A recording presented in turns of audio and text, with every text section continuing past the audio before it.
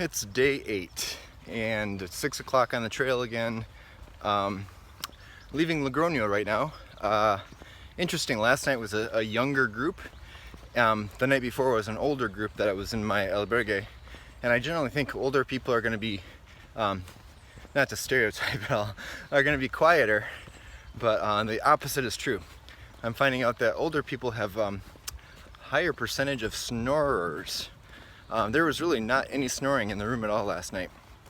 But these bunk beds, like if anybody makes one little movement, the whole bed shakes and the whole room hears it. And then at about, so there's like, noise going on all night. And I think about 4 o'clock or so, people started waking up. And then they started getting out of their beds, walking to the door, opening up the door for the room, and then this big wooden door would just like slam every time. I don't know, it just kept going on and on. So I've been up since 4. I was hoping to get on the trail at 6 and I did, but I was like lying in bed for a while, just like, make the noise stop. But I was afraid like that if I went to sleep, because most people were gone by about 5:30. And I thought, okay, it's quiet now, but then I thought I'm so tired I'd probably sleep like 5 hours, and it's a long day today, so here I am on the trail.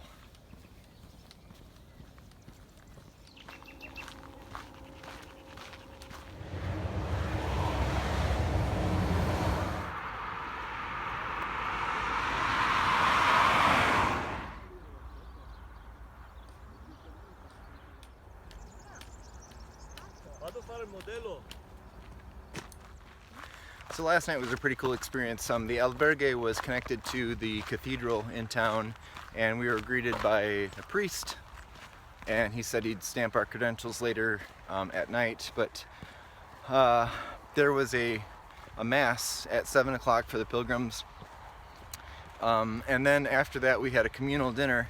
And communal dinner, it was like 20 of us or so, and we went around the room and just said our names and where we're from. And I was the only one from an English-speaking country, but we did all this in English because that's kind of the language of the Camino, because people are from all over.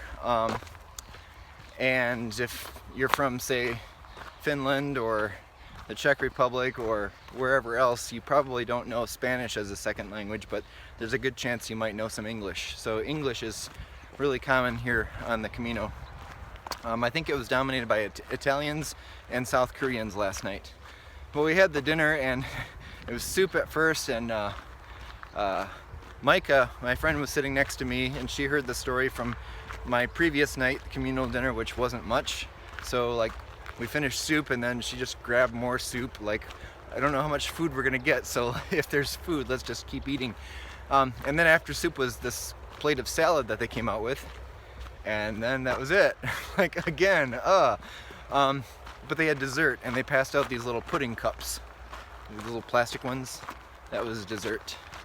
So, meal wasn't that great. But then afterwards, they took us through this little secret entrance that connects the albergue to the cathedral, and we all went in there, and we had this time of prayer, which is really cool.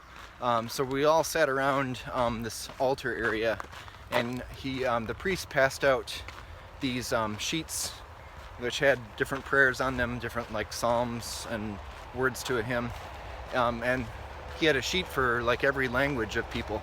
So we passed them all out. We had a moment of silence, and then we started out the first one in English, so I read that, and then it went to, what was next? Italian was next, and then I think Dutch and Korean, and we finished in Spanish.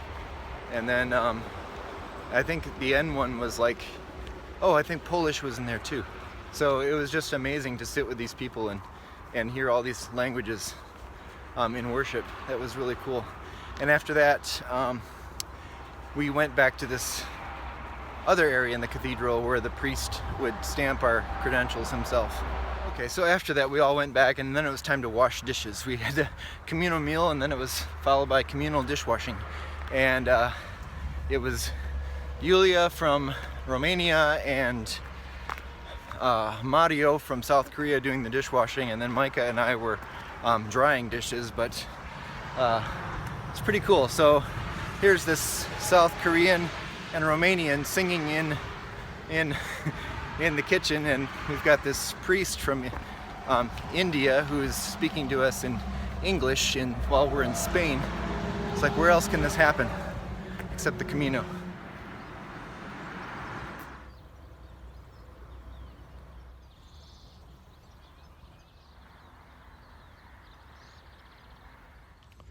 I'm stopping here for a little break. This is the town, little water fountain here. Looks like this is the only town I'll go through today, and there's a 16-kilometer stretch after this with nothing. No water, no shade, no towns. So stopping here, I've got banana, some yogurt. I think that's all I'm gonna have now. I've got some bread and cheese and some salty stuff with me too. But I've got my water bottles filled, and a little bit cooler today. It's gonna be highs in the mid-upper 70s. The last few days it's been upper 80s, which is like, okay, I'm gonna be done hiking by noon or 1 o'clock, which is good. But today looks nice.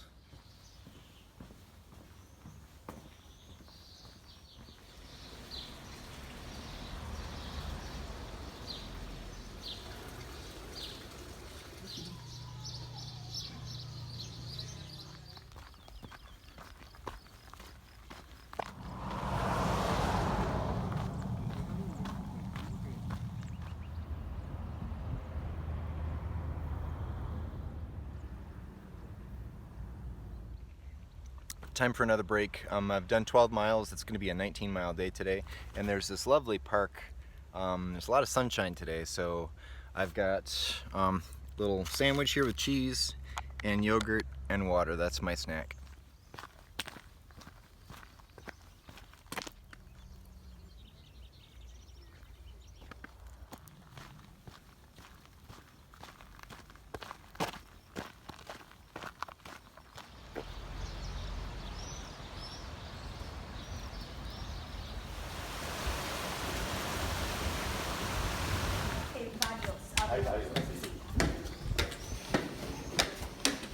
So this is all part of the routine. We check into the albergue, and boots and hiking poles are over here.